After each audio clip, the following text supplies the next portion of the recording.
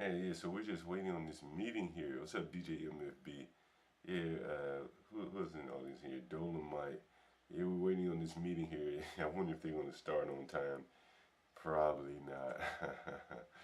But we're going to see. We'll see what they say either way it goes.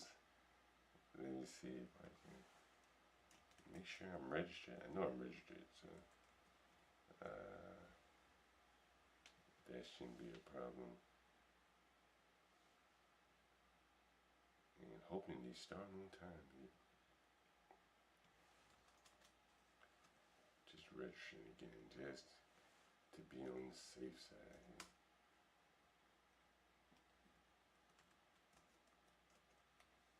Let's see. All right. Okay. So I copied the link. I'm registered. I copied the link. Is this the link?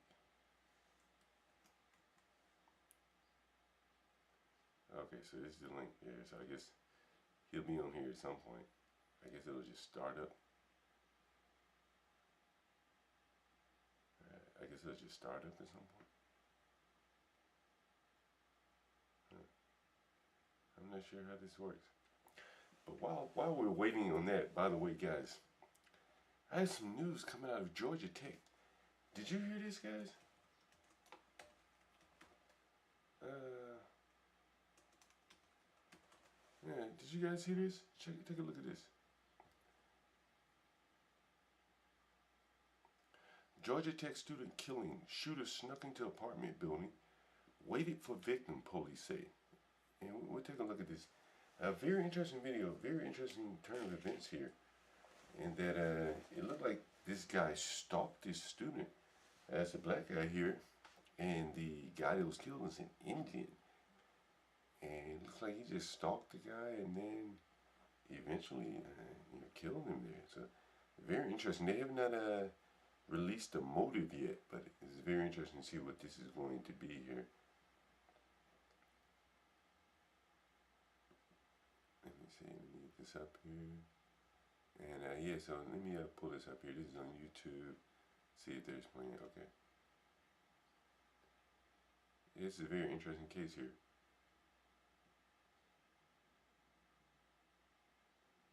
Campus housing building, snuck into his victim's building, and then waited for him in a stairwell for more than an hour. Channel 2's Michael Simon, live now in Midtown Atlanta. And Michael, you spoke exclusively. Oh shit! Is my audio? My audio may not be right. Give me 1 second here. Oh shit! I need to plug it up. Shit! I've been talking. You guys probably can't hear shit I said, huh?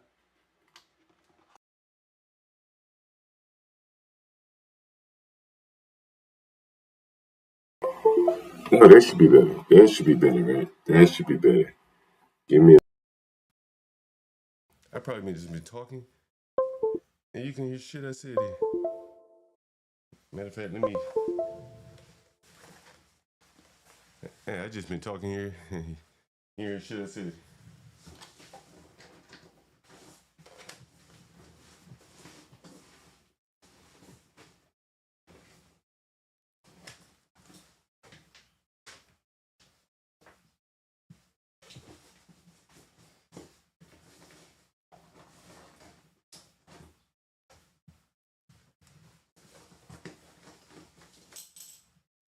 God damn it. God damn. So much shit. So much fucking shit.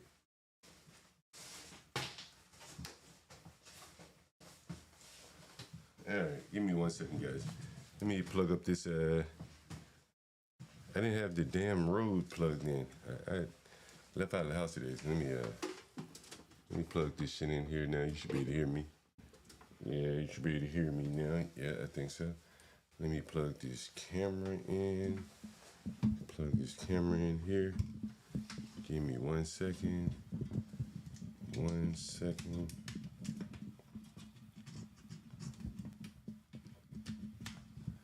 Alright, alright, alright, alright. And this should be coming up here.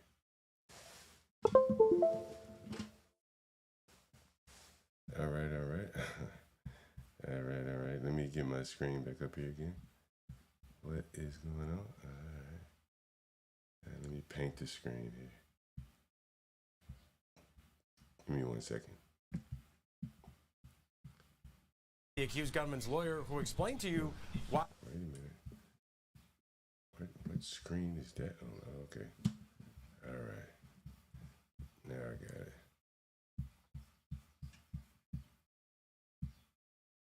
All right. Perfect. Yeah, so this happened at Georgia Tech here while we're waiting on this event to start. His client surrendered to police in the first place. And accused of shooting and killing a Georgia Tech student at an off-campus housing building, snuck into his victim's building, and then waited for him in a stairwell for more than an hour. Channel 2's Michael Seiden, live now in Midtown Atlanta. And Michael, you spoke exclusively with the accused gunman's lawyer who explained to you why his client surrendered to police in the first place. Yeah, George, high-profile lawyer Keith Adams told me that his client surrendered because he has nothing to run from. He's not running from these charges because he says his client is innocent. They're going to cooperate and fight this in court. Now, in the meantime, police, they have not yet released a motive. However, Adams says that he believes that this alleged victim's criminal history may have played a role in all of this.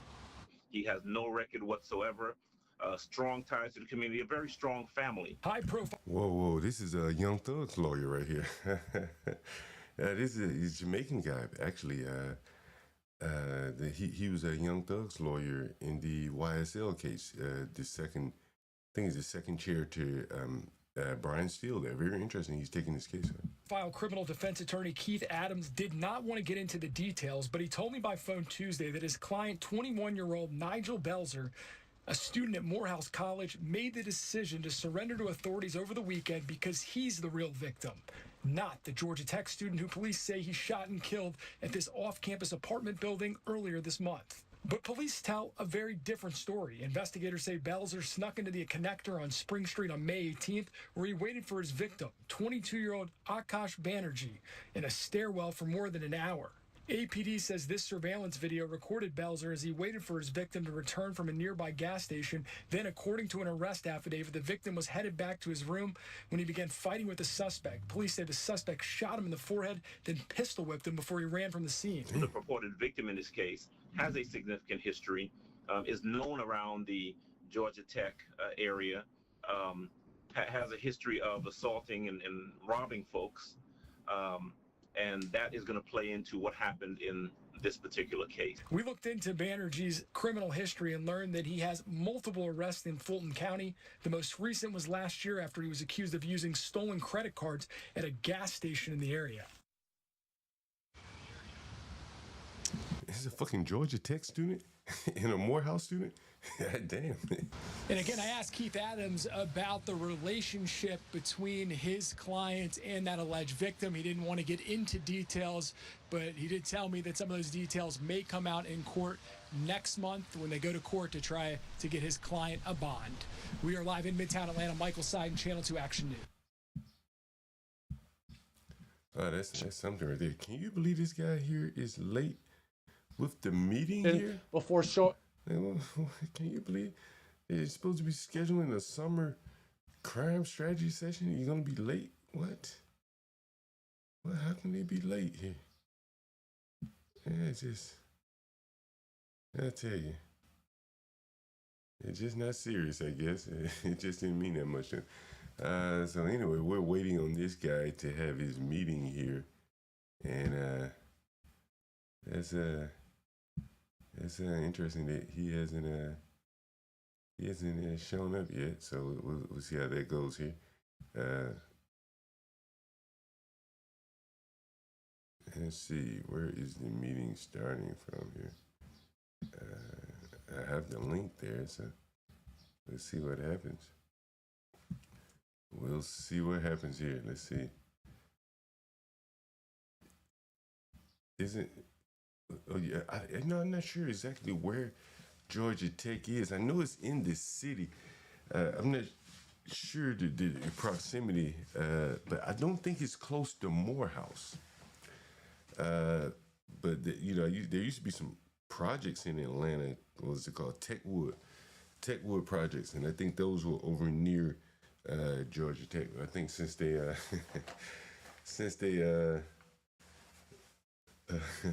they said, what the fuck? Wait a minute, River. He said, what the fuck, John? I stopped watching sprint cars for this. Make it. Hey, man, I'm telling you, I'm hoping they do it myself. I was on my way. I was on my way to do something else, and then I said, damn, they having a meeting. I said, all right, I head on home and see if I can hear this. John is in a unique position, having knowledge here with the area and all the political players. And yeah. I can tell you, this is a very interesting area. MFB, you know, he's been here. He knows that as well. Sprint cars. What are sprint cars? River Hate. Dolomite, you see where I'm going with this? You see where I'm going. I wonder if you guys caught that here. Georgia Tech, a guy did, straight up like snuffed the guy, waiting on him and everything. And they're saying that the student that killed him apparently was from Morehouse, which makes it even more interesting because he's also from the D.C. area. Let me see if I can find it while we're waiting on this guy to start up his meeting. I'm pretty sure the guy was from Maryland. So I'm betting he may have been from PG County. Probably from PG County here. Let's see. Arrest made. Man accusing gunning down. Show results with Maryland.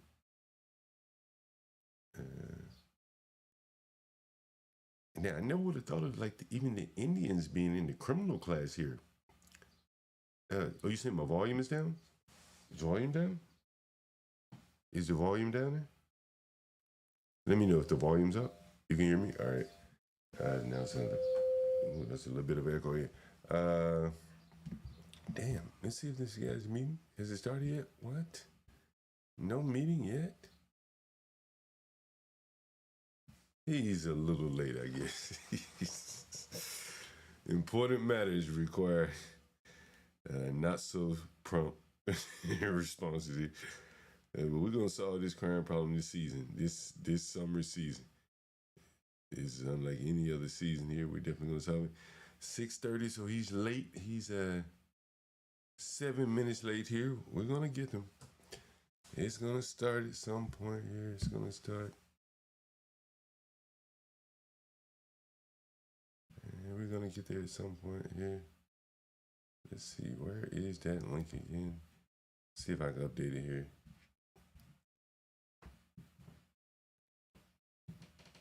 It's gotta start up at some point now. You gotta be on time, man. This is a serious issue here.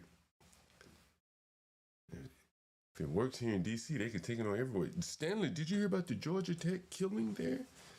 What? Damn. An Indian and a Black American getting into a little back and forth, and the Black American student like lies in wait on the Indian student and then kills him. And like, wow. Yeah. I just, matter of fact, I'll play it again for you. Nigel Belzer. I think it was a Morehouse student, if I'm not mistaken. Let's see. Yeah. This is it. Nigel Belzer. Like he snuck into a dorm. Here it is again. Into custody who they believe was the shooter in a killing that happened on the off campus for a Georgia Tech student. And officers say they do believe this was a deliberate attack. Now 11 Alive's Karis Belger joining us with what we are learning from the 911 calls made after the shooting. Karis, what do we hear in these calls? Well, at one point, a caller can be heard pleading for help. At one point, he says that he is too frightened to even open the door. Now, police now confirm the suspect in the shooting has surrendered to authorities. 21-year-old Nigel Belzer is now facing charges in connection to the shooting, and investigators say he waited outside the victim's apartment, then fired as soon as that student came out. Just days after the shooting, police released surveillance video from the hallway where it took place. Now we have audio from a 911 call made by another resident after it happened. Go quick, because apparently he has been shot in the head. Breathing but strange, so come quick please. 9th floor. 901. The apartment is 901. And in front of our door. So Belser is now charged with murder, aggravated assault, and having a firearm during the commission of a felony. Aisha. All right, Karis, thank you. We're going to have a full breakdown of the timeline of the shooting and more information about the 911 calls. You can find that on 11alive.com. Damn. And this guy's community meeting, I guess he's still... The man accused of shooting and killing a Georgia Tech student at an off-campus housing building snuck into his victim's building and then waited for him in a stairwell for more than an hour. Channel 2's Michael Seiden, live now in Midtown Atlanta. And Michael, you spoke exclusively with the accused gunman's lawyer, who explained to you why his client surrendered to police in the first place. Yeah, George, high-profile lawyer Keith Adams told me that his client surrendered because he has nothing to run from. He's not running from these charges because he says his client is innocent. They're going to cooperate and fight this in court. Now, in the meantime, police, they have not yet released a motive. However, Adams says that he believes that this alleged victim's criminal history may have played a role in all of this. He has no record whatsoever. Strong ties to the community, a very strong family. High-profile criminal defense attorney Keith Adams. That's interesting. Like, how the hell, if they have him waiting around for the victim? No, it's not my building, Stanley. It's off campus somewhere. It looks like a nice building though. Probably wish it was my building. No, this was off campus, but he was a Georgia Tech student. No, this is not on campus. But it is off campus there. What's interesting is about this is the family has apparently hired Keith Adams, and Keith Adams was the one of the lawyers for Young Thug. And so I noticed that the family is out of Maryland, and so I'm guessing that they probably are from the D.C. area if they have the wherewithal to hire Keith Adams here. So it should be an interesting turn of events. Yo, I don't know if this guy's going to have his event or not here. He's a little late. And, you know, summertime is fast approaching. We don't have time to miss any meetings. We don't have time. Let me see. Now I should be all logged in, ready to go. Let's see. Make sure I'm not missing anything. He's late. He's on CP time here. I'll be damned. I guess this is just not that big of a deal then if he's going to be late to his own party. He's going to be late to his own party here. So I guess we'll give it a few more minutes, see if he's going to... Yeah, don't know. It's kind of interesting. Yeah, no, Stanley, again, I didn't say this was on the campus. I'm assuming it's close to campus since they're linking it to Georgia Tech, and the student is definitely a Georgia Tech student.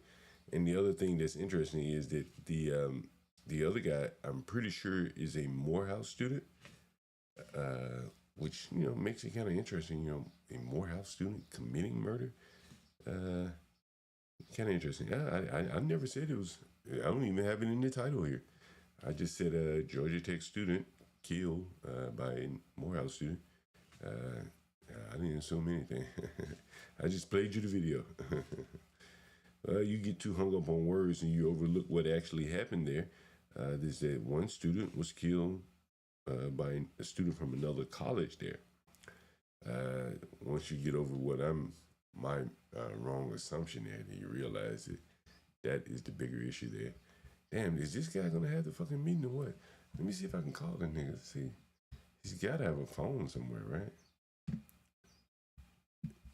This is supposed to be an important event and all of this, and he's not even fucking showing up. What? Salim Adolfo. What time is the event gonna start here?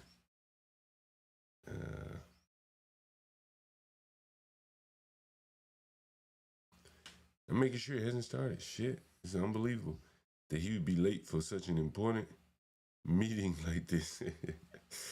Let's see. All right.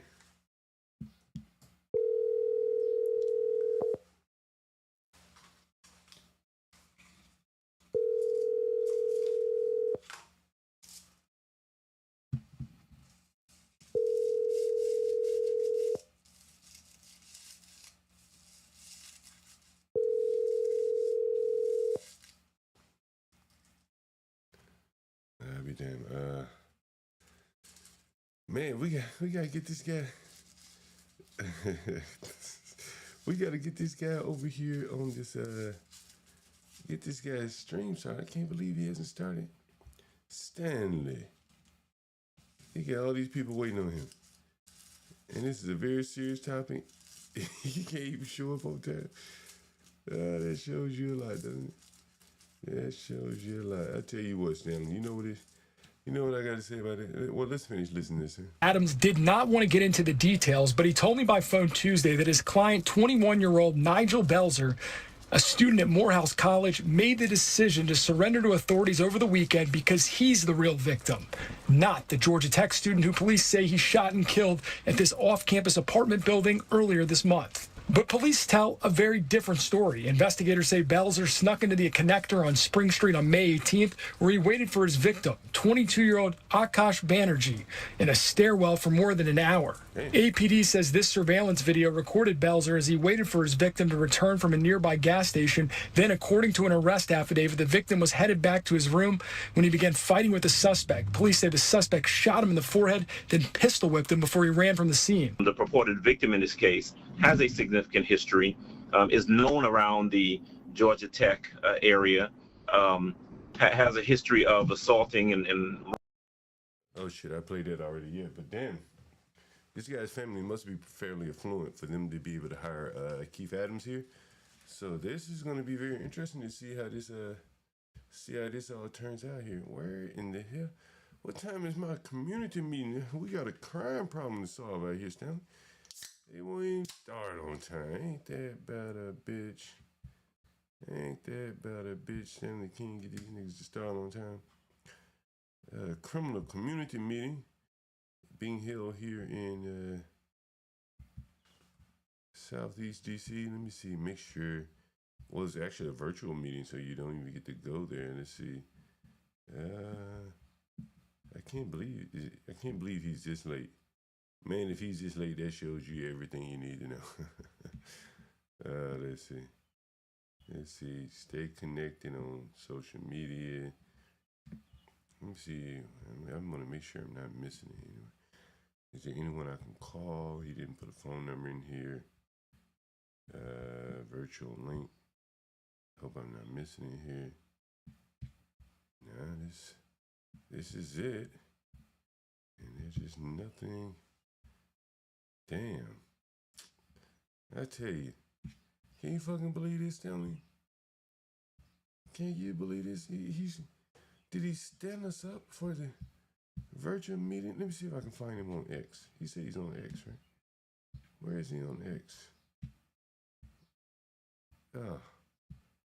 I tell you.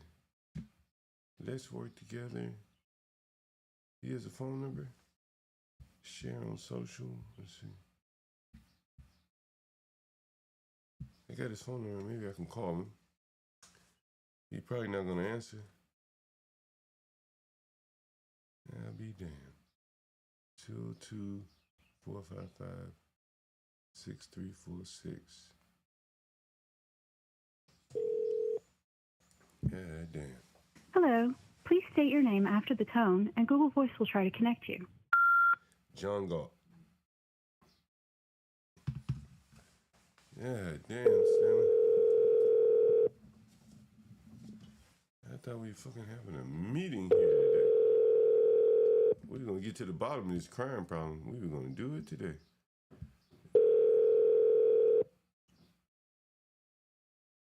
Maybe the nigga canceled.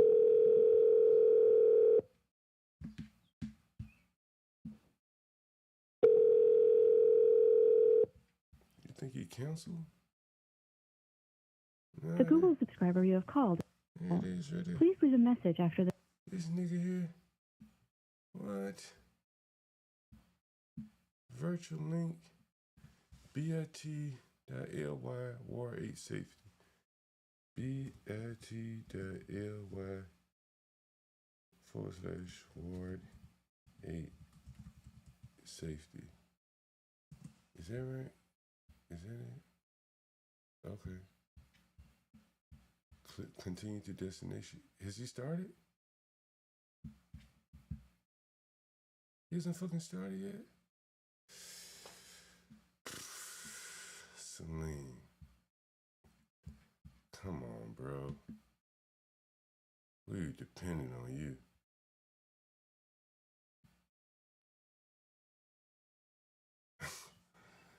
Damn.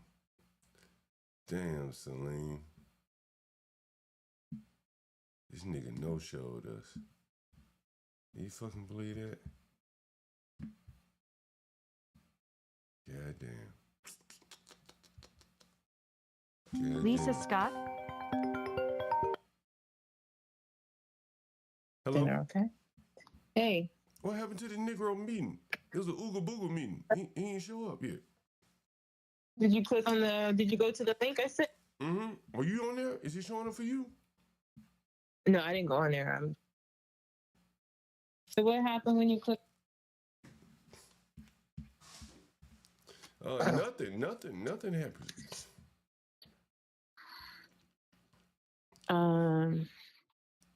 I think it also said something about register. Did you register? Yeah, I registered and everything. Oh, you did.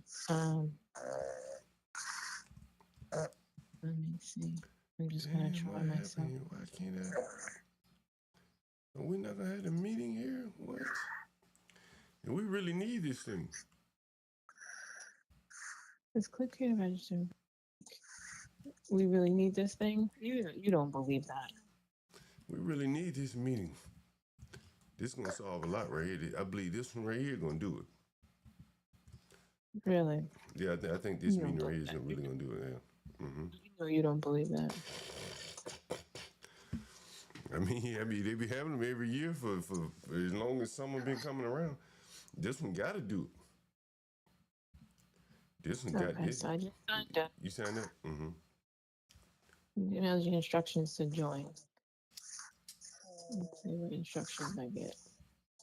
So I got instructions, and it says, let me load this.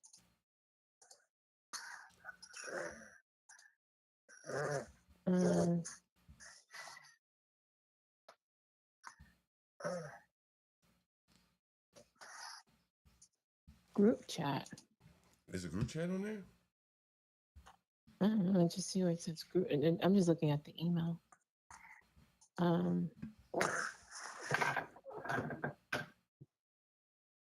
Ask it.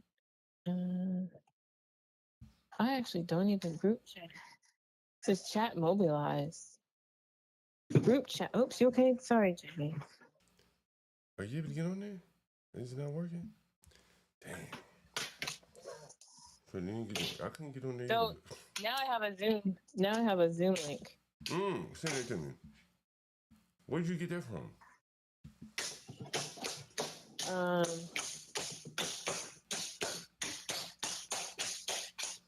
I got another email. No, John, stop. Don't throw that stuff down the stairs. No, you don't throw that stuff down the stairs.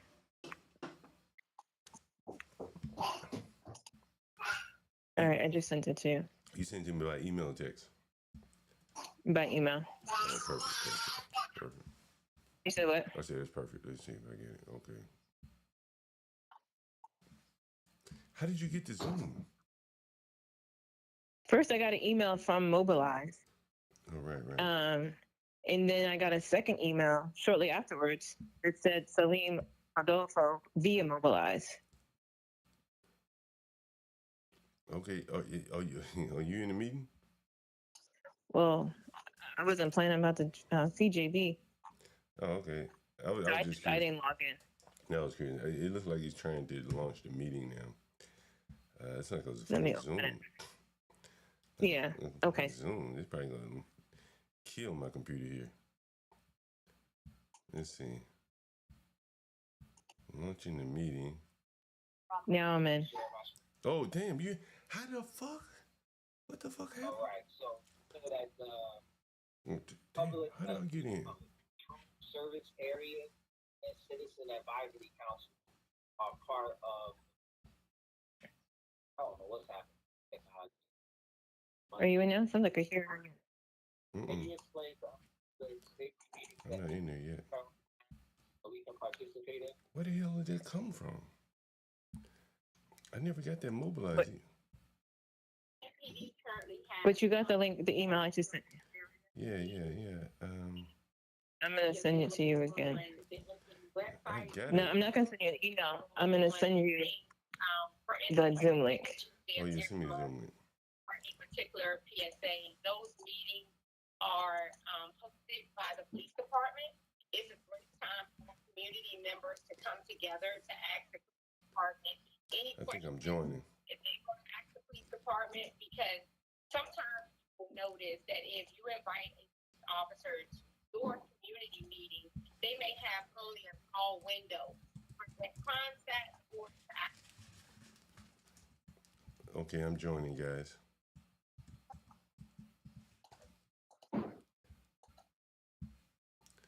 Hopefully this shit don't kill my computer. Oh, I see your name on there, up there. Oh, you see my name in there?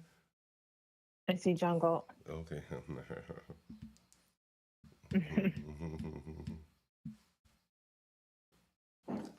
me see. Jonathan. It's taking a minute to join. No, don't take these clothes. This meeting is being recorded. You can't take these clothes out of here. Come on, honey. No, come from back here.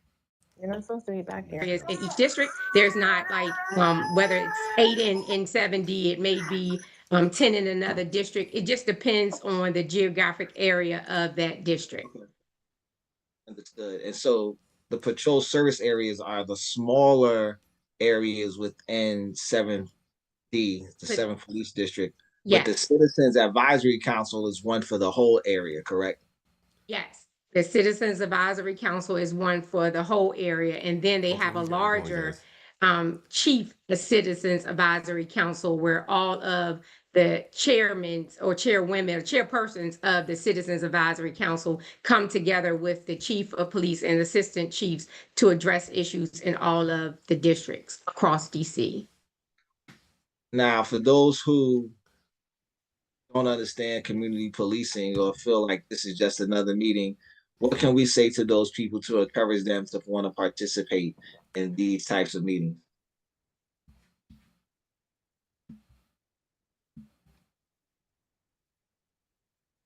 I'm sorry, can you repeat the question? Yeah, like why is it important for us?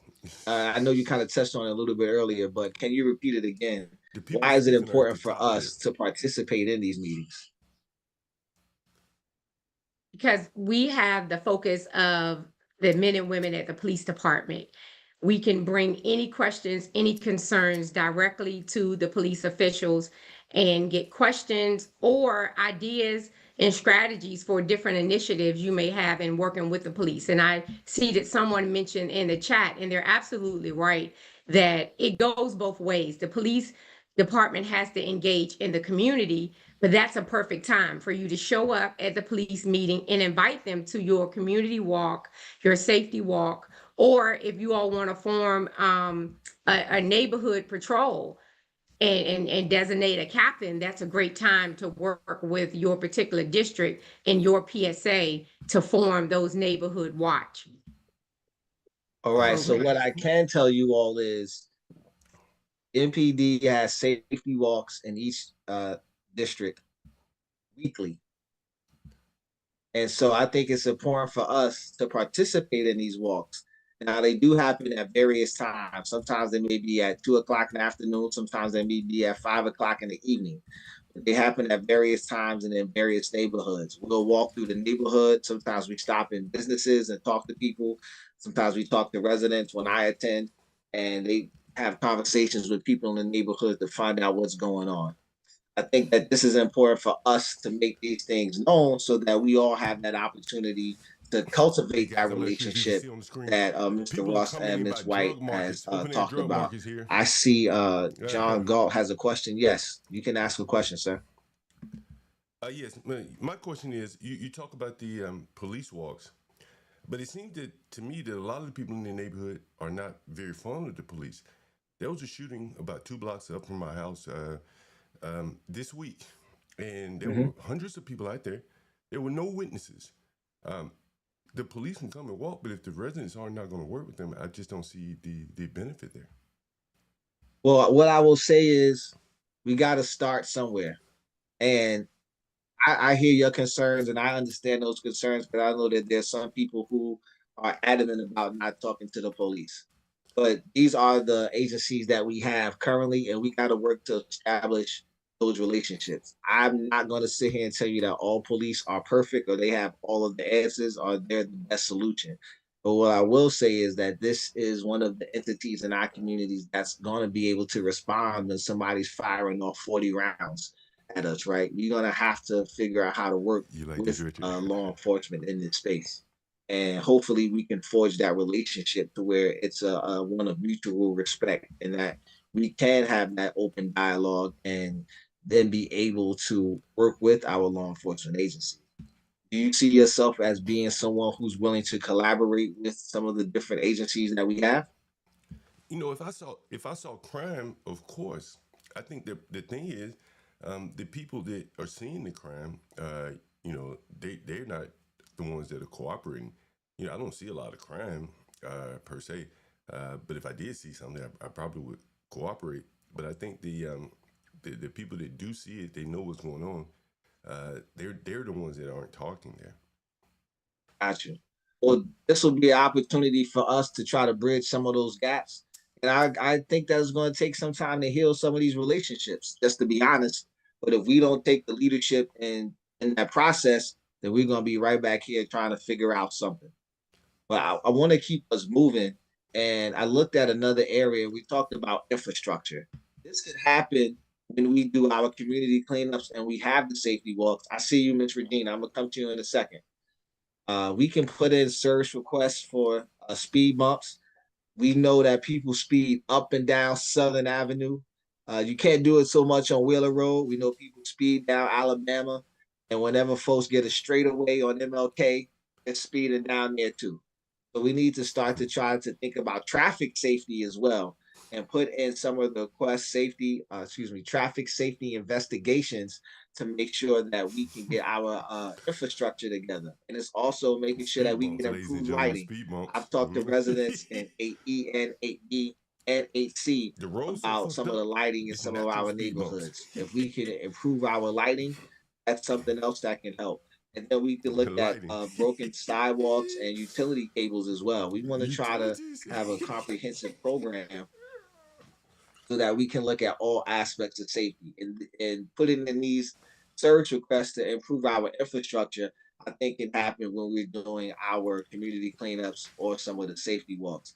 But we don't really need to spend too much time on that, but we just need to know that these are some of the things that we need to be looking at as well. All right, I see Miss Regina, and then we're gonna come to Rochelle King, and we'll make sure that you get the info on the safety walk also. Miss Regina. Okay, so do you think that it's Commissioner more feasible to like form a team? A lot of people don't like to talk to police, but people will talk to each other, especially people that they feel comfortable with. So if there was a team who could go into these neighborhoods when things are happening, they may tell, like you, for instance, you might, like you said, you walk through these neighborhoods. Some of these people might trust you and may be able to give you some insight on what's going on or what's happening in these neighborhoods to catch some of this stuff, you know, before it happened. You talked about lightning. What about the cameras? Are they working? Are they recording things? All of these things play a part where people don't directly have to talk to the police, but the information is still elaborated, because like you said, we have to start somewhere. Everybody know that there's a big bridge against citizens and police, but there are some citizens who people trust, and we work in an entity where we can relay information from the citizens directly to law enforcement or making sure that the cameras are working and things like that. So to answer your question, the answer to that is yes. Ms. Plunkett, are you still there? Can you all hear me? Yeah, I'm here. I can hear you. Okay. So the answer to that is yes. Many of these things that we're discussing do not involve police. But I definitely wanted to make sure that we did not exclude law enforcement from some of the process. And so Ms. Adams put into the chat, they have violence interrupters. So those are some of the people that we can talk to as well. So yes, the answer to your question is definitely yes. We can form our own teams. I see a question from Rochelle, and then we're going to go to Mr. Garrett, Dr. Garrett. So Rochelle. Good afternoon. I live on Hartford Street behind the police station, Yes, and ma'am. it's open air drug market. And when I come outside in the mornings, there's people across the street sleep. They cook out on the grill. I mean, they're there all night, every day. And I just want to know what could be done to get these laws changed to get these people off the street. They don't live in the neighborhood, for one, and they just be here every day, all day, selling drugs and blocking the driveways. And they just cook out on the streets. They put the grill up so they don't have to go to the store. They just set up a table and chairs out there. Like it's like they living in a house like I live in, but they have the umbrella and everything up between the apartment buildings to make it comfortable for them to sell drugs. All right, so Miss Rochelle, what I just did was I put my email in the chat. If you can send me an email with that information, and what I will do is be able to use that because I don't want to miss any of the details that you just said. So if you can, you don't got to put your personal information in there, but put the location to where these things are taking place, and then I can speak with commander of 7th District Police I Station. spoke with Commander Bowler, the commander before him, and the commander before her. Everybody all of them, but nothing is never done. And we can also reach out to some of the other agencies that I'm about to bring up in a second. But I just we need it in writing so that we can have something to work with. Because you know how this stuff goes. If it's not documented, then they're gonna say it didn't Well, I'll happen. send you all the emails that I sent to the police, to all the commanders and stuff. I'll send you. I'll send it to you. Did you? All right, that works well. But so I just put my email in the chat, and thank you for having the courage to come on and share some of those things. Mr. Garrick, I want to go over to you, Doc, because the next session I have here is health. And I know you want to make a comment about the police, but as you do that, can you also discuss some things that you think that we can do to coordinate some more mental health and wellness resources for our residents? Mental health? Yeah, I can do that, no problem. First, I just want to make a comment. At the end of the day, it's important to acknowledge that the power and privilege that police officers have, right? As a psychologist and the patients that I see, I understand I have a power when it comes to my patients, and the important about the power disparity is to acknowledge the power difference and what can that person do with said power, right? And another thing is that there's obviously a lack of rapport that's built between the community and citizens and the police officers. So at that point, I mean, my question would be, what can the police officers do to help build that rapport, build that relationship, right? Are things being transparent? Are people being candid? Are their needs getting met when they are being expressed? Is there documentation and transparency when things aren't being met, when things aren't being addressed, because that also helps with the rapport being built, and that helps establish trust. But if that isn't there, the relationship isn't gonna be nourished and the relationship isn't gonna grow. So I think it's important to really look at the relationship starting from, zero, and seeing how can we just get a little bit closer, next month and then the month after that, and going from there, and just starting with baby steps. But I do believe community policing is effective. I think it just needs to be a united front with all the officers and not just the ones, not just the superiors representing the department. And when it comes to mental health regarding the folks in the community, um, within DC chapter, we have something called Cyberbullying Healing Circles. So basically, this is an African-centered way of having a space for folks to just process and just to be seen. Cyberbullying is Zulu for I see you.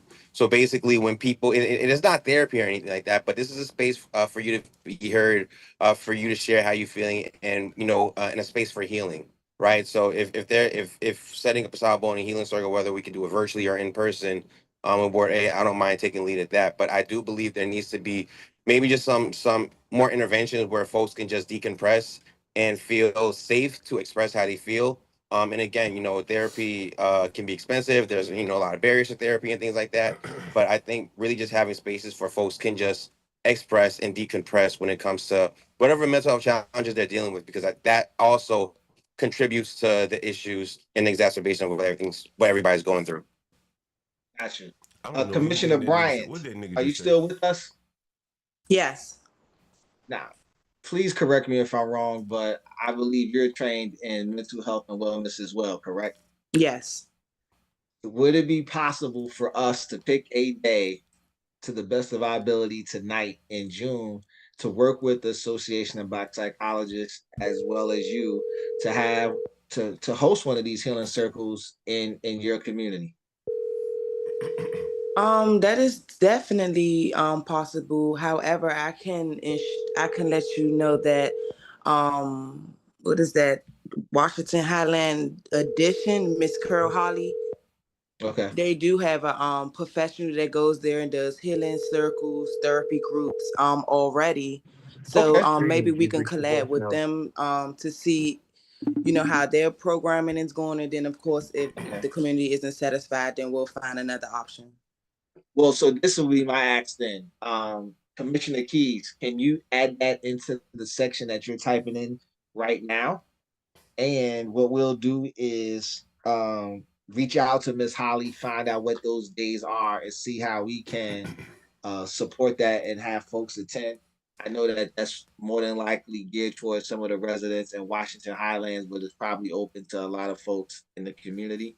But I would say that we want to try as much as we can to try to move some of these things around the ward as well. And so we'll work with it from there. But I would want to say, hey, let's have a date in mind where we can possibly, and I can reach out to UPO and reach out to Black psychologists, like I said, and see if we can have one of those sessions. I'm gonna just throw out a day and say June 26th. Dr. Garrett and Commissioner Bryant, if we can get UPO for June 26th, would y'all be willing to be a part of that session and we can have a community healing circle? Yes, I can definitely do June 26th. Okay. I will prefer the evening. Oh, me too. Okay. Yeah, I'm coming from Baltimore, so it definitely needs to be in the evening. I can I'll we have our chapter meeting next week, so I'll be sure to have that date saved, and I'll just tell folks it'll be the 20th that Thursday evening. But yeah, I think really the aspect of is just providing a space for people to process, for people to share, and also just a space for transparency, because that also feels where trust may be violated, and when that violation of trust is there, people aren't going to be open to speak out. People aren't going to be open to express. And that just keeps all the pain and trauma and hurt that they Should have, I bring race into this motherfucker? internalized. Should I bring race into this shit? Should I bring that word black in? If I do that, this bitch gonna go off the rails.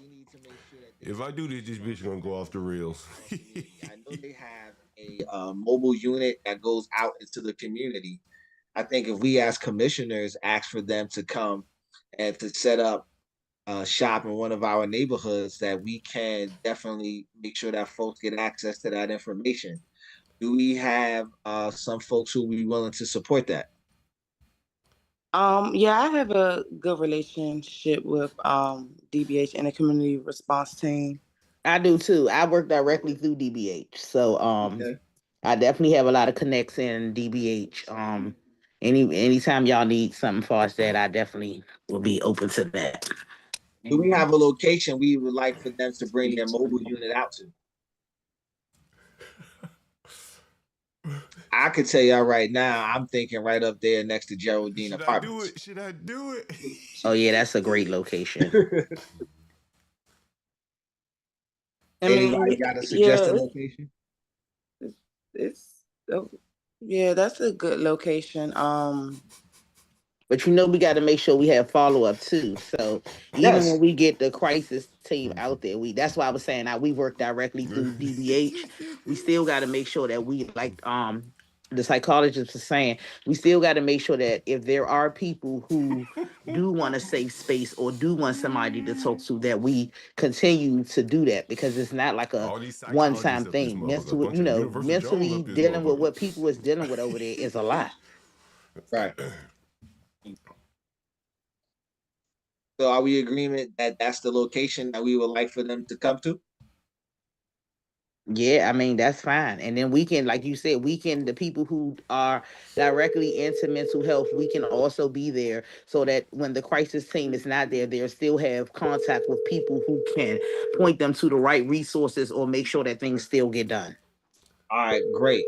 So I also want to add my chapter we're actually we're creating a directory of Black healers. Salim, I'll text you that flyer so you can share that with your network as well. And the whole goal is to have a whole directory of Black wellness healers within the DMV, not just DC, but within the DMV in general. So folks can just go into this directory and see, okay, do I want a psychologist? Do I want a therapist? Do I want a social worker? Do I want somebody that does yoga and things like that? So we're still building it up. We just launched our flyer like a couple weeks ago. No, maybe like a week and a half ago. And right now we have about 6 people that completed it. But the goal is to create a directory so folks know where to even find the services, because that can also be an issue as well. Maybe it's not even just the lack of services, but the lack of direction to find said services as well. All right, thank you. They got STD. All right, so I'll take the responsibility of reaching out to the Department of Behavioral Health and seeing how we can get their mobile their mobile unit out. What's up, and man? What is their rhythm for coming into certain neighborhoods? I know you gotta get ready to leave us, Dr. Garrett. Thank you. Can you put the information for the chapter in the chat before you leave us, please? Yeah, no problem. Something else that I will tell you that I found to be very important. If we're talking about safe passages, safe passages for our children as they move to and from school or to and from church, wherever they're going, some of these places, especially in the Congress Heights Main Street corridor, the health department needs to come out and inspect some of these locations. Some of these locations and some of these carryouts don't follow the right health codes. Some of them are just not in compliance. And so I'm a strong believer that we need to have the health department come out and inspect some of these locations. Real quick, I'm just looking in the chat. We suggested the location be Commissioner Keys, the Geraldine apartment. So that's Wheeler and Southern Avenue. Mr. Ross, you had a question or a comment that you wanted to share? Yeah, thank you. So, I mean, one thing as we talk about health, I think it's important to add food to this list and access, right? So, again, I live in Congress Heights. We have one grocery store, the Giant on Alabama. I'm sure if you've been to that Giant, folks know. I mean, the other day they weren't taking cash. It's craziness outside of there.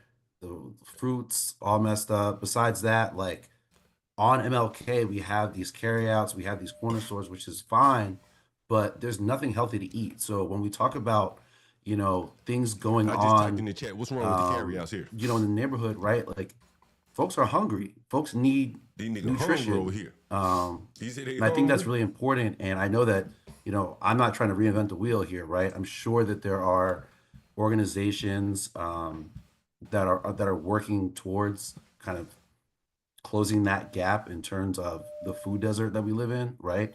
So just asking if people have any resources or know of folks who are doing we live in a work food desert. There's a grocery store right around the corner. I know there used to be the Ward 8 Farmers Market. I don't know she don't want to go to the grocery store because it's like a nightclub. I haven't seen anything about it recently. Yes, the Ward 8 Farmers Market is still in effect. It will come back June 7th. Okay, yeah, that would be great to get the word out for there, because I know that a lot of my neighbors, we want to get fresh fruit. We want to talk about that stuff and make sure, the children have access to that as well. So just wanted to raise that point and make sure that we put that out there as being something that's really vital to the community. Right. So I just want to be clear. No one here is attacking the carryouts, the corner stores. We're saying that we want the Department of Health to come and inspect so that we can make sure that they are up to code. We want to make sure that they are up to code, because if this is the food that we are being exposed to and that we have to eat, then we want to make sure that they are the best and healthiest options that we can have. Mr. John, you have a question? Yes. I shop at the Giant right around the corner on Alabama Avenue. And, I think to be honest, if anyone would be honest, a lot of people don't like going into the grocery store because the parking lot looks bad. Then when you walk in there, it's like going into a prison or something. You basically, there's security with guns. It's partitioned off to walk in there. It's partitioned off to walk out of there. You got to show receipts. And again, you got to show a receipt to a person with a gun. It's not even like going grocery shopping. I don't think it's fair to call it a food desert. I think the bigger issue for us would be just to clean up that grocery store. There's nothing wrong with it other than the outside and the atmosphere where, for whatever reason, they feel the need to have armed security. That's the problem. It's not, we don't live in a food desert. I can walk right 2 blocks around the corner to a grocery store. It's not a desert, and we should stop saying that.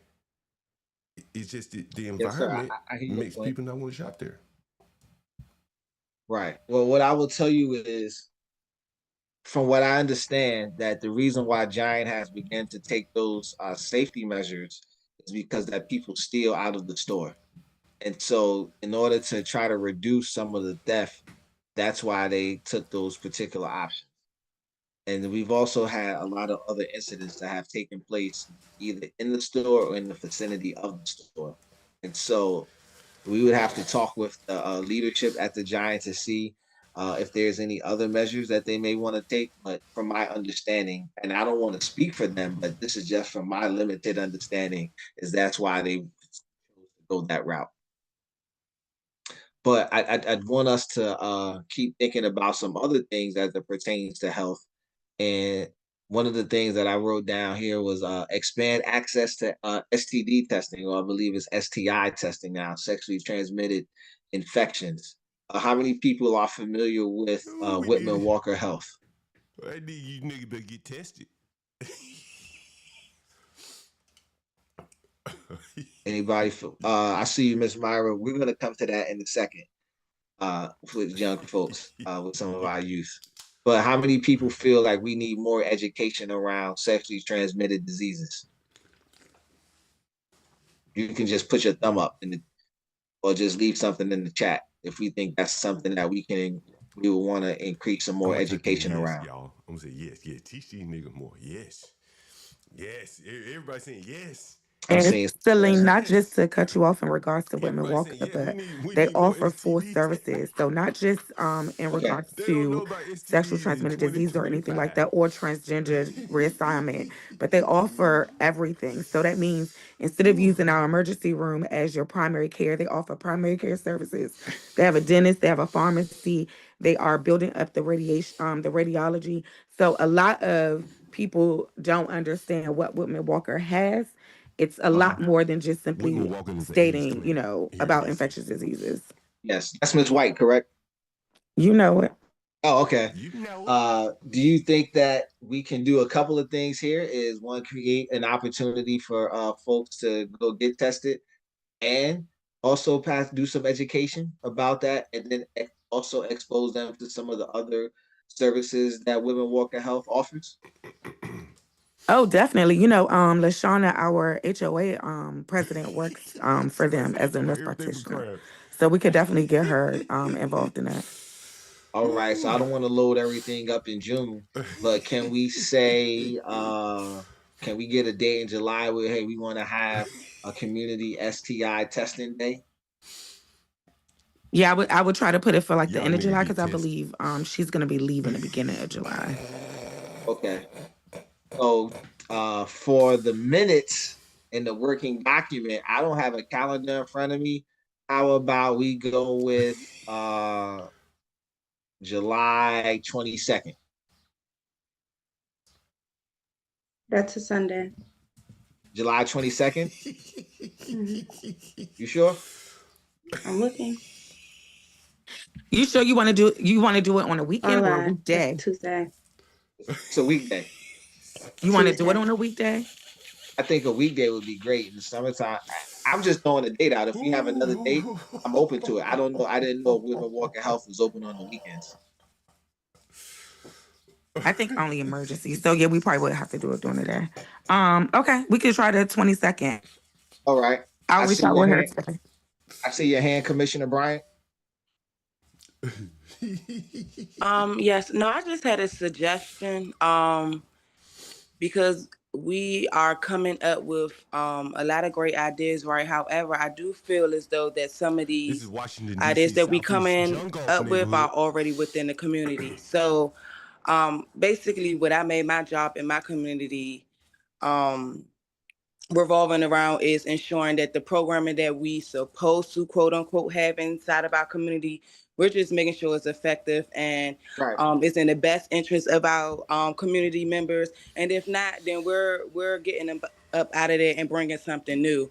So I feel like to not overwhelm ourselves and put more work on than we need to. I think we all should just look up in our areas that we want to work in or designated to work in to see what we already have and see how we can meet with them first and partnering and coming up with these dates and events before we decide to just create a brand new plan.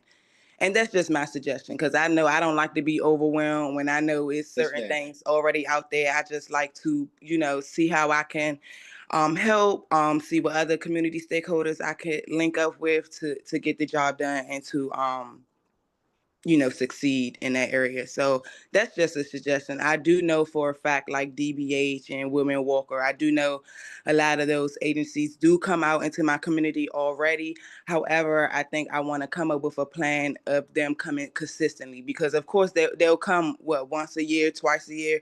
If we could get them to at least meet monthly or meet every other month or something like that, that will be great, because that way we'll be able to measure and see how effective the programming is, if people are getting better, if the crime going down, if it's going up, all of those things. So that's just my suggestion. So I agree with you on that. We don't have to reinvent the wheel, right? We're taking some more ideas and feedback now, and I am definitely a believer that if they already have this going on, Guys, this all is we a need to crime try to do is meeting. connect They're people not talking to about it. crime at all, And by the way. so, like I said, like with Women Walker Health, if they already have some dates that they have, I'm sure they have open testing already. DJ I was MLB, you just mentioned suggesting it. that, One hey, lady we can said they encourage sleeping people on all this out in day. front of her So it's not apartment an extra buildings and lift shit. for us. It's She just done like, wrote hey, if every it's damn something that's police already captain and happening, nobody let's did promote anything. that as well. Or we don't have to, like you said, reinvent the wheel. Let's just make sure we amplify that resource in that area.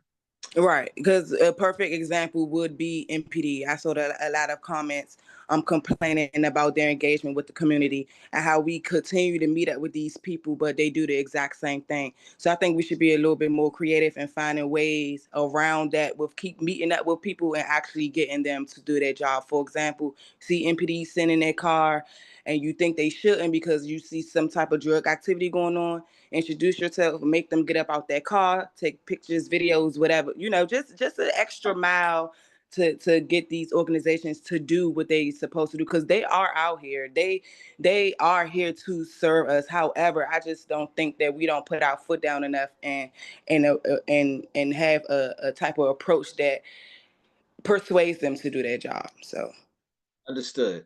And so I definitely want to keep us moving, because I don't want to keep us past time. And one of the other things, and we're not going to solve all of our problems tonight. And so we don't need to try to. We know we need to come back and consistently have these conversations. Something that we're in the midst of right now is budget season. And what does that mean for us? No matter what we say we want to do, it's going to take some kind of funding.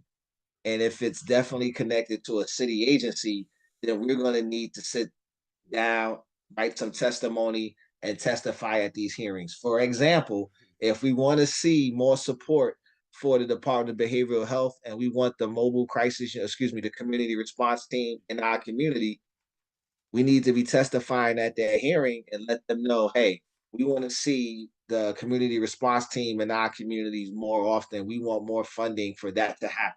So I don't have all of the dates right now because the mayor just released the budget.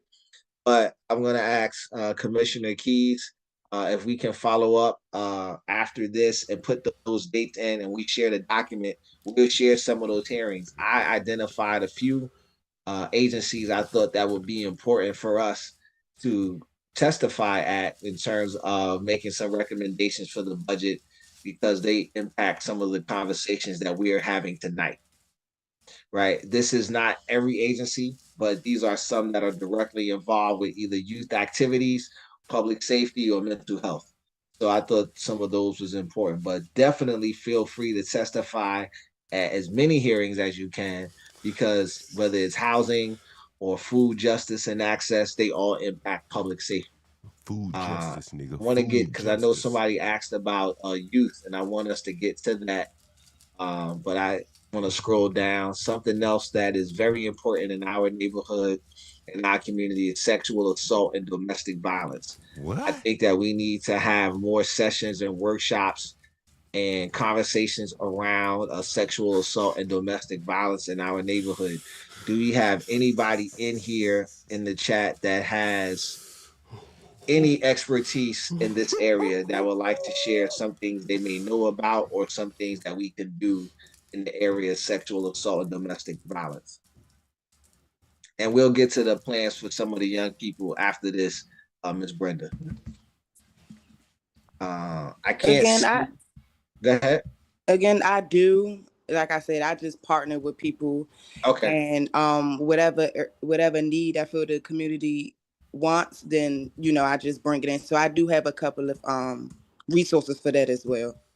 All right, can we tap into you to share some of those with us? You could drop it in the chat, and then we can see how we can partner in on some of those. I mean, I could start with House of Roof. House of Roof is one of the main known agencies in the district that helps with that. So, gotcha. Anybody else? Sure, I can chime in here, coming from the space on the DV side and sexual assault side. I'm still very well connected to both coalitions, DV coalition and sexual assault, and work with many of the EDs as we are discussing collaborative efforts to look at the intersection of gun violence in DV or SA. So I'm happy to support in that area and making those needed linkages or offering some guidance as well. All right. And I train in this area. All right. So are we in agreement that this is a key and important part of keeping our community safe in addressing sexual assault and domestic violence? Because I think that's oftentimes overlooked. And I don't want to downplay the gun violence in our community by no means. But I feel like we don't have enough conversation around sexual assault and domestic violence in our community. I definitely support. And I don't think by focusing on that, you are downplaying gun violence. What we see and know is this is intersectional. Yes, ma'am. All right. I know we got about 15 minutes left, and we definitely want to talk about some of the work that we can do with our young people. So I want to scroll down to that. I put in the chat, I'll just share the link again if you need access to it. This is the working document that we're putting all of these different initiatives and plans together on. And my screen is shared as well. I'm going to scroll down a little bit on my screen, and we got some ideas around helping to support our young people. We know that our young folks are in need of a lot of support. And I just want to say this, we have a lot of young people who are doing some fabulous things, who are doing some great work. And oftentimes they don't get the attention that they need. And we spend a lot of time on the few that are not doing the right thing. And so I don't want us to ever overlook some of the young people that are doing some marvelous work. This is by no means a comprehensive list of things that we can do with young people. These are a few ideas that I had. If you have some ideas, comment on the document and put them in there, or put them on the chat. But one of the things that I thought that would be great for our young people is to get some of the War 8 artists that we have to do something called the Art of Peace, where young folks can do art pieces, whether it's dance, rap, photographs, drawings, whatever it may be, around conflict resolution and why having peace in our neighborhood is important. Commissioner Brown, can you come off mute and share what you got? Yes, my apologies. Yes, myself and Ayana Howard is currently working to develop a mentorship program for young people at UPO.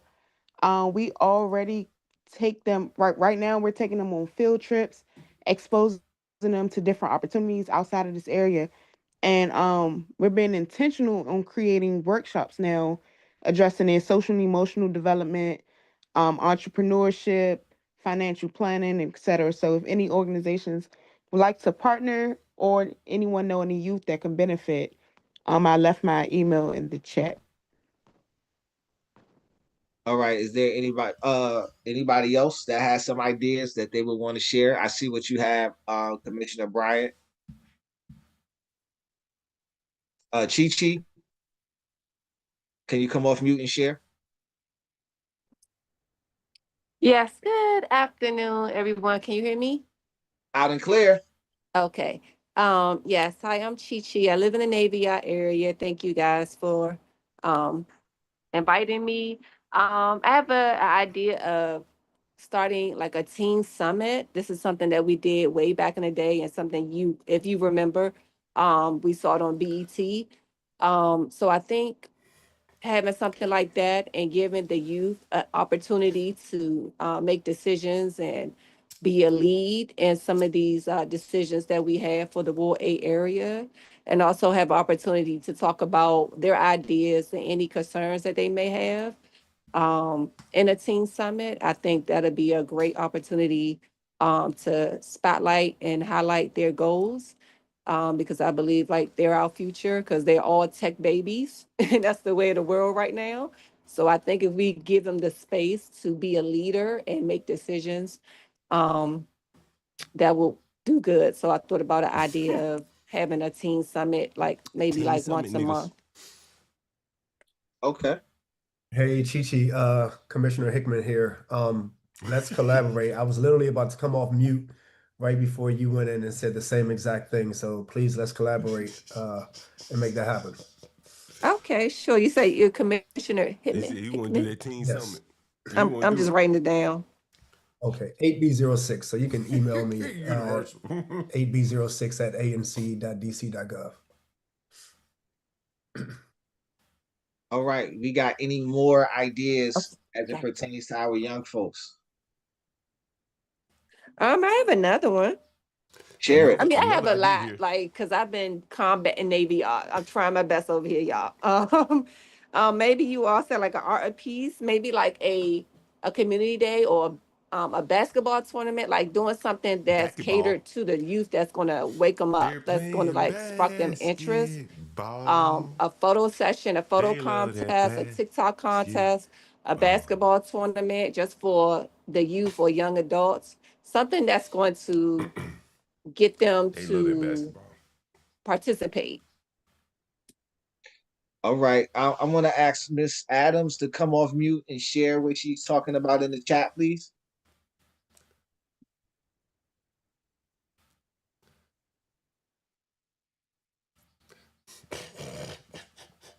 I'll jump in. I think she's having some tech issues. So what she's highlighting is the PODC program I think I mentioned early on. But what the program does offer is that those wraparound services, and it's broken down. It's a series of phases that participants can engage in terms of activities. It is incentivized. They receive a weekly stipend. Money. And it increases incrementally with the completion of each phase. So phase 1, I believe, was $125 a week. We have some others who are at $175 a week. Some are receiving $200 a week.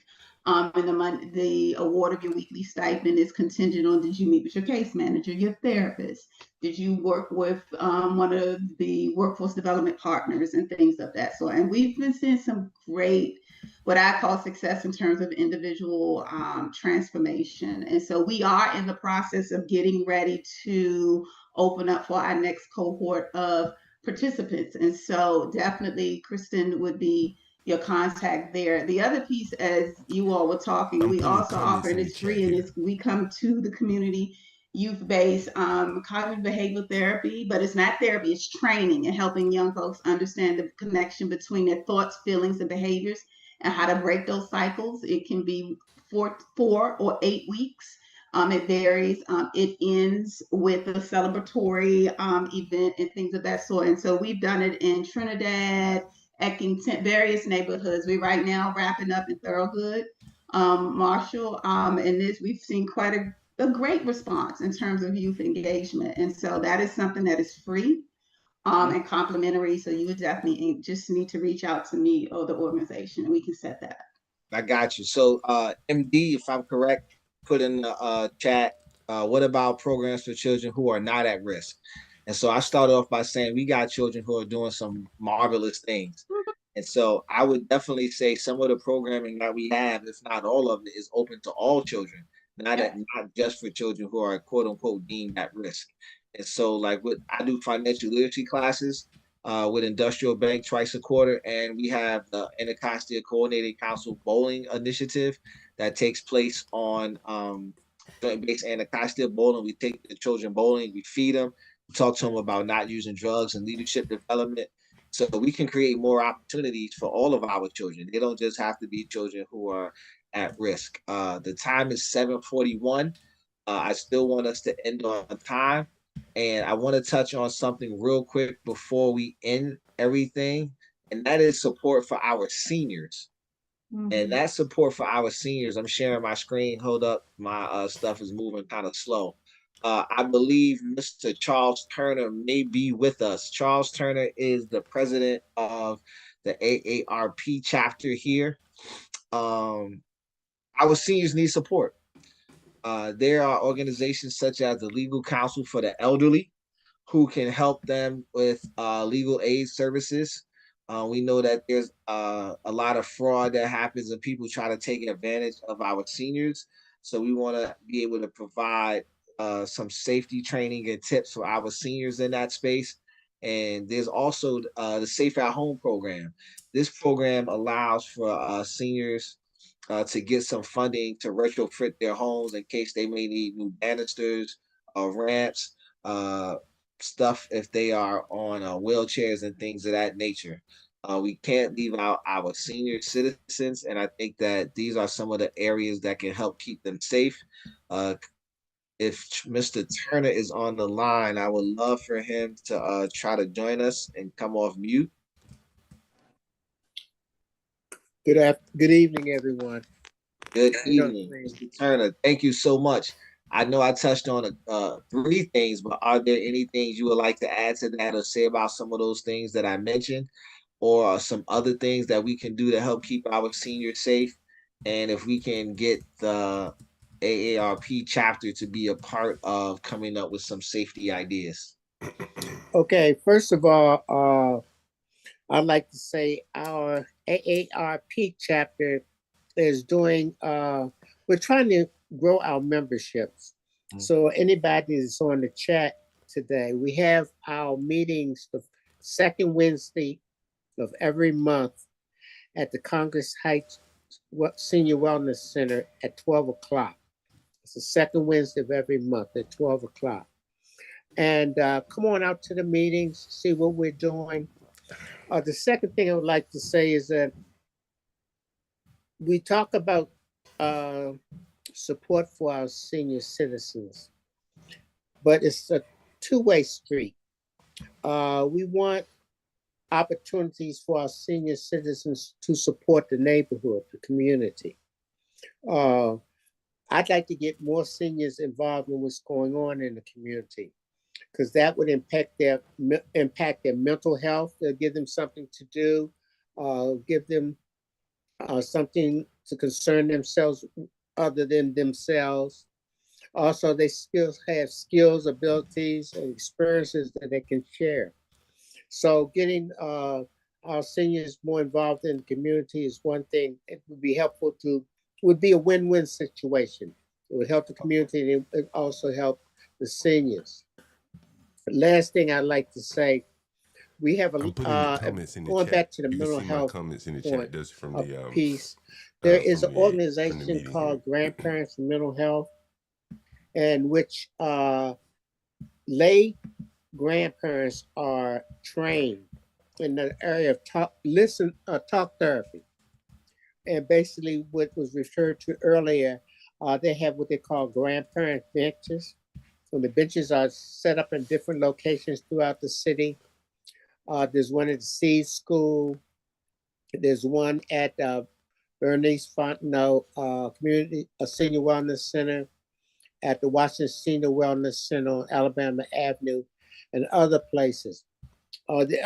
Basically, the seniors are taught over a 6-week period how to do talk therapy, how to listen, to be an active listener, how to be non-committal, how to communicate a safe, calm, confidential area, space where people can talk and get their stress out. And so we have that program, and I'd like to see other programs set up similar to that, where seniors can have some impact in the city in the different areas you're talking about. Health and safety, community safety, mental health, as well as working with the young people in the different areas that we're talking about. Thank you so much, Mr. Turner. Everybody, the time is now 7:46. We've gone over about 1 minute. I am a stickler for time. I want to say thank you to everybody that jumped on. We had over 50 people at one point on the Zoom meeting. We're not going to get all of this stuff solved tonight, but I would ask that if we can come back 2 weeks from now, give us some time to put these things together with all that we got, synthesize the notes, and get the information out to you all and have things for you to be able to sign up to do. This plan is not one in which we're going to finalize it and then bow, here it is, right? It's one that is going to be ongoing, that we're going to continue to work and bring in some new ideas and bring in some new people and to continue to cultivate it. So I want to say thank you to everybody that had a chance to speak. Thank you to our retired Assistant Chief, Chanel Dickerson, for her expertise and her insight in sharing a lot of this information. Thank you to the commissioners who've come on, who've taken time. And thank you all for taking time away from your families. I know it's dinner time. Some of us still got to do homework, iron clothes and uniforms, and get children ready for school tomorrow. So this is greatly appreciated. I do think that it's up to us to take the responsibility for making our community safe. This is, I don't want to say this is the beginning. This is not the beginning. This is a continuation of the great work of people like Commissioner Bryan and Commissioner Keys and Commissioner Hickman that they've already been doing. And we're just adding on to that. And so I'm going to save everything that we got right here. And this document is up for the community to look at and to see and to comment on. And we're going to continue to add on. And so we're going to come back in 2 weeks. We'll have all of this stuff refined and sent out. And it's a work in progress. So we will have some cleanups. We'll have some testifying already happening at the hearings. And we'll have these financial literacy classes because that stuff is going on. You know, Ms. Chi-Chi is already organizing walks. So for the next few seconds, I'm going to leave this up. Everybody just leave in the chat your Instagram, put in there any ways that you want to be contacted. If you want folks to contact you, you can follow me on any social media platform. My name is Salim Adolfo on everything. I even got a MySpace page. You can find me there. And we're going to bring this meeting to a close officially.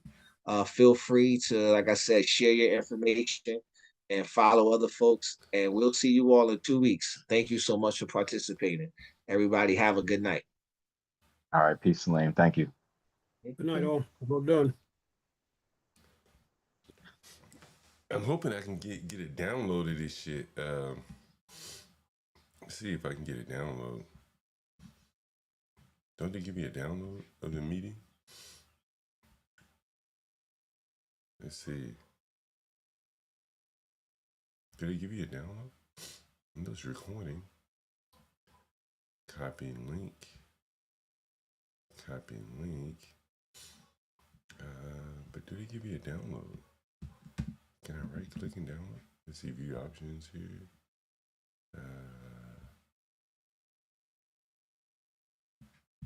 More. Settings. Background. Can you download a Zoom?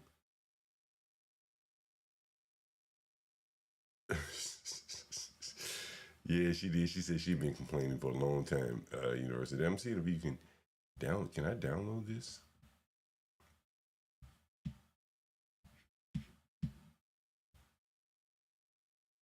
Minimize. Where can I download this? Maybe not. Whatever. Leave meeting. Yeah. That was pretty good though. That was pretty good right there. I hope I get a download of this shit. And here's the guy that was speaking, Salim Adolfo. I think he's African or something like that. One of the ladies that was in the meeting, she had, I think that was the lady that I showed you. Yeah, it was the lady that I showed you. People saying she's kind of attractive. She had her pronouns in the in her bio or whatever, and so here's the shooting that I mentioned that's right up the street here. And so here's the statement that he mentioned about the shooting today's heartbreaking violence in Congress Park has shaken our community, and my thoughts and prayers are with the victims, families, and all those impacted. Send my sincere gratitude, blah, blah, blah. Every resident in Ward 8 deserves to feel safe, blah, blah, blah. And so the lady that he had with the meeting may have been Erica Brown, the one that had the she, her in her bio there. So anyway, very interesting, very interesting. Salim Adolfo. Not much talk on the juveniles though. Yeah, it's still low volume. I don't know. I gotta figure that shit out. I gotta figure that shit out. But anyway, that was Salim Adolfo. I hope you guys enjoyed this DC neighborhood meeting trying to figure out the crime and the violence here. The youth, I think what you will notice is that not many youth were mentioned. Not much was dedicated to the youth there. So that's very interesting there. So maybe at the next meeting they'll get around to the youth there. And I think tomorrow we definitely have to review this, kind of do some talk about that. Dan man, this is a kind of someone sent this to me, and they said, "Yo, you need to cover this. You got to make sure you cover this." I said, "Okay." I didn't think about this. I didn't even know about it, but now that we know, we'll be able to hear more of these as the summer goes along. And I'm sure they. I mean, that was just a triple shooting here this past week. They didn't even talk about it. At least while we were on the stream, they did not talk about it. The guy that organized this meeting, he represents the Navy Yard. And yeah, we get to the next meeting. I'm gonna follow this guy on Twitter. Let me do that. And so he represents the Navy Yard, and he didn't even mention the Navy Yard crime. I mean, that is just very interesting. It's as if they don't want to. I don't know if there'll be a regular. I thought this one might be pretty good, considering that there was a triple homicide. A triple shooting with one homicide, and then all of the Navy Yard team takeovers. I figured they would, this would be, a lot of talk about the crime and the violence, but it was, at least while we were on there, it was barely mentioned. And the other interesting thing is that these used to be in person. I don't know if he does it in person anymore. I see he's had several virtual, and he's planning on having more virtual events. So he's not even meeting the people in person anymore, which is kind of interesting. They used to have town halls and stuff like that where they would at least take the fire from the people face to face. Now it's just virtual, and it makes it a lot easier to deal with people that want to get it off their chest. I mean, not even many people even showed up, and you can mute the people, stuff like that. Yeah. I think he is African, if I'm not mistaken. Let me look him up. Salim Adolfo. I'm pretty sure he is, man. Salim Adolfo. Because he ran for city council, but he didn't win. Trayon White beat him, which is interesting. So that's very interesting. He's running to fill the district council. I wonder if he is. Nigerian? He's got to be Nigerian or something like that. But either way, guys, it's been fun. We have to do more of this as the meetings might be interesting. We'll cover more of these. That was fun though. That was pretty good. Anyway, guys, make sure you support the channel. Shout out to everyone that's been supporting the channel over the last few days. Herman, the Broke Genius, and don't let me leave out anyone. So everyone else that's been supporting the channel, really appreciate it. You give us a motivation to keep going here. Shout out to Stanley and Richard, Garen, Universal One. I see One in the chat. Okay, what's up, One? Yeah, guys, and we'll do a kind of a review or react to this later. How about that? Maybe tomorrow we do. Particularly if we have Be Brave Awake. He probably would love to hear this. And I'll see if I can look for the full download as well. All right, guys, thank you for joining in. Oh, by the way, make sure you hit the like button on the way out.